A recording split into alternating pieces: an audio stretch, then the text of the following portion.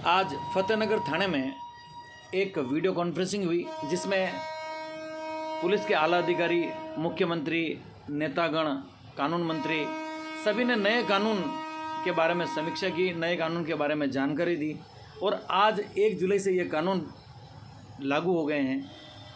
पहले जो कानून थे जो कि अंग्रेज़ों ने अपने फ़ायदे के लिए बनाए थे, जिससे पीड़ित या पीड़िता का शोषण ही होता था, आज पीड़ित व्यक्ति को न्याय तुरंत मिलेगा, उसको रिलीफ ज़्यादा मिलेगी। इस तरीके के कानून बनाए गए हैं। आप भी इनकी ज़बानी सुनिए। मेरा न्यूज़, मुकेश पारासर, फतेहनगर। आज आधुनिक युग में साइबर क्राइम हमारे बहुत बड़ी चुनौती बनी हुई है। अपराधियों के अपराध करने के तरीके बदले हैं, तो निश्चित रूप से आधुनिक तकनीक के आधार पर आधुनिक जो कानून बने हैं 2023 के, ये अपराध को रोकने में सहायक भी सिद्ध होंगे और पीड़ित पक्ष को न्याय दिलाने में भी सहायक सिद्ध होंगे। ऐसी हमारी अपेक्षा भी है और ये लागू करने के बाद आप महसूस भी करें।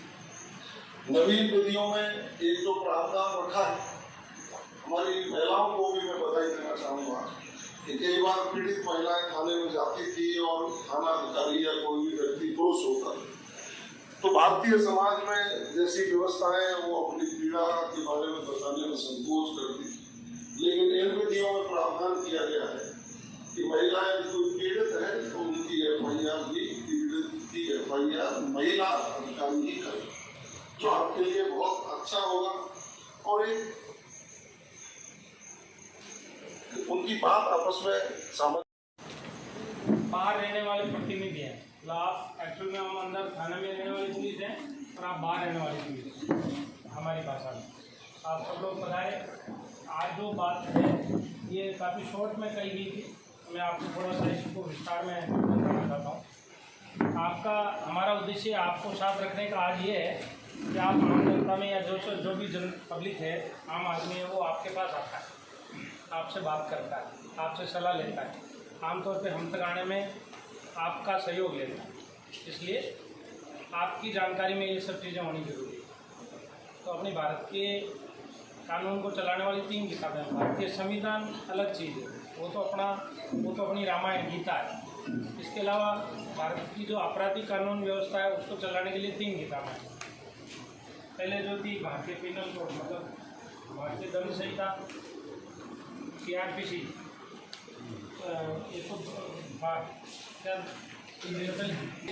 भारतीय दंड संहिता और साक्ष्य संहिता। तो भारतीय न्याय संहिता में कोई भी अपराध का उसका सजा क्या है ये लिखा गया था। सेकंड, भारतीय दंड संहिता में ये था कि भारत का जो दंड संहिता है या अपराध प्रक्रिया है या कानून जो न्यायालय सुनेगा या पुलिस सुनेगी उसकी प्रक्रिया क्या है वो निर्धारित है। और भारतीय साक्ष्य अधिनियम में कि न्यायालय या पुलिस साक्ष्य को, यानी भारत में जो कानून को लास्ट स्टेज पर पहुंचाएंगे, न्याय करेंगे, उसमें क्या क्या चीज़ें सहयोग करेंगी, ये सब चीज़ें निर्धारित। तो एक तो ये तीनों किताबों में बहुत ज़्यादा बड़ा बदलाव नहीं हुआ है। कुछ धाराएं चेंज की गई जो बिना काम की थी और कुछ धाराओं को ऐड किया गया, कुछ धाराओं को हटाया गया है, कुछ धाराओं को ऐड किया गया है और कुछ धाराओं का नवीनीकरण किया गया। तो बड़ी चीज़ें जो ये है कि अब भारत के पहले जो भारत में अंग्रेज राज करने आए थे और अंग्रेज़ों ने राज करते हुए अपने उद्देश्य के लिए, अपन को कंट्रोल करने के लिए, भारतीयों को कंट्रोल करने के लिए जो चीज़ें या जो नियम बनाए थे उनको हटा दिया और भारत के परिप्रेक्ष्य में आम भारतीय नागरिक के लिए कानून बनाए। और तीनों ही पुस्तकें हैं, उनके साथ में भारतीय शब्द यूज किया गया। सबसे बड़ा जो फर्क आया है वो ये फर्क आया है कि इसमें महिलाओं को, ये जो पहले भी महिलाओं को विशेष अधिकार थे, पहले भी महिलाओं के संरक्षण के लिए विशेष प्रयास थे, अब उन प्रयासों को और अधिकारों को और ज़्यादा बढ़ाया गया या जैसे उनको पल्लवित किया गया। साथ ही पहले ये था कि दंड दिया जाए तो वो सुधरेगा, व्यक्ति को ज़्यादा से ज़्यादा कठोर दंड दिया जाए तो सुधरेगा। अब ये चीज़ उनमें स्थापित की गई है कि सब उसका सुधार किया जाए, यानी दंड के साथ साथ सुधार का नज़रिया रखा गया है। एक विशेष बात जो सत्य के काम की और सबसे महत्वपूर्ण है, ये भारत के कानून में ये व्यवस्था कर दी गई है कि यदि कोई आदमी किसी के खिलाफ मुकदमा दर्ज करवाएगा तो 3 साल में कोई न कोई निर्णय हो जाएगा, मतलब 3 साल में किसी न किसी प्रकार का निर्णय न्यायालय को करना पड़ेगा, नहीं चलेगा किसी भी। ये सबसे बेस्ट है। और धीरे धीरे अपन जैसे जैसे समझ में आएंगे वैसे वैसे इसमें काम करते हैं। आप सब लोग पधारे और सबने आपने हमारा CM साहब की जो विजिट थी उसको अटेंड करके हमारी बात समझी, हमें सहयोग देंगे ऐसी आपसे आशा है। और आम जन को ये बात ज़्यादा से ज़्यादा समझाएंगे, बताएंगे, ऐसे आपसे आग्रह भी है और ऐसा ही आपसे आशा भी है। अब विशेष कुछ चीज़ें अपने गांव कस्बे की कर लेते हैं। एक तो अपन मैं चाहता हूं कि आप सबसे मेरा निवेदन है कि बारिश का मौसम शुरू हो गया है, जो नदी नाले तालाब है, आप चेयरमैन साहब भी विराज हैं, आप भी नहीं हो जावे जिसमें बालकों की या आम आदमियों की जैसे अच्छी बारिश भी होगी, भगवान करे इंद्र देवता मेहरबान और नदी नाले भगवान पे भी आएंगे, तो उसमें ऐसी कोई चीज़ हो आज आप मेरी ध्यान में ला सकते हैं जिसको अपन संबंधित संस्था से कह करके उनको ठीक करवा सकते हैं। दुर्घटना नहीं हो, जल से संबंधित कोई भी दुर्घटना नहीं हो, ऐसा मेरा आपसे निवेदन है। ऐसी कोई चीज़ें तो आप रख सकते हैं और अपन जागरूकता फैलाएं।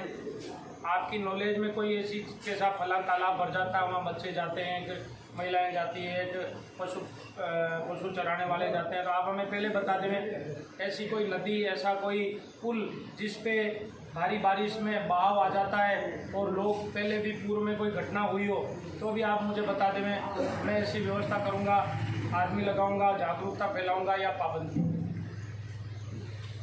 ऐसी कोई जानकारी हो तो मुझे। चलो अच्छी बात है कि कोई दुर्घटना नहीं है। सलमान खारावाला में रहती है रिस्पेक्टर जी, वहाँ पर तो बोर्ड लगवा देते हैं जी सर, यहाँ तैरना और है, थोड़ा उधर आने का विजिट हो जाए तो बिल्कुल बता देंगे।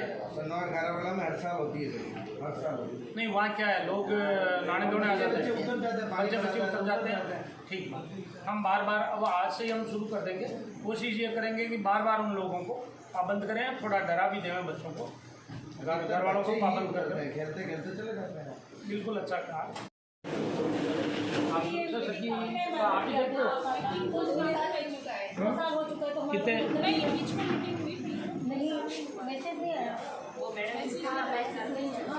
अब आप एक तो आप इन सबके नंबर रखो, आप ग्रुप बना करके, और थाने से जो जैसे अपन थाने में कोई अच्छा कार्य करते हैं या कोई सजगता फैलाने वाला काम है तो उनको डाला। इनके जितने कॉन्टैक्ट्स हैं महिलाओं से, मतलब तो किसी ग्रुप के हो रहे हैं। अब मैं आपसे एक बात कहना चाह रहा हूँ, अभी जैसे स्कूलें खुल जाती हैं, हम आपको ये तकलीफ देंगे, मैं आप